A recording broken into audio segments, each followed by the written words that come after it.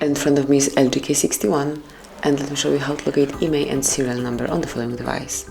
So at first we'll open IMEI number through the secret code, so just open the phone dealer at first, and then enter secret code, which is *#, 06 £. And as you can see here, you've got both IMEI numbers assigned to your LG K61. Enjoy, click on OK. And then, if you'd like to open those numbers and also serial number, you have to access the settings. This is the second method. So just open the settings, go to the system, select About Phone, and here, right in front of you, you've got IMEI, both of them, and also serial number. So this is it, that will be all. This is how you can locate both IMEI and serial numbers in your LG K61. Thank you for watching. Please subscribe our channel and leave the thumbs up.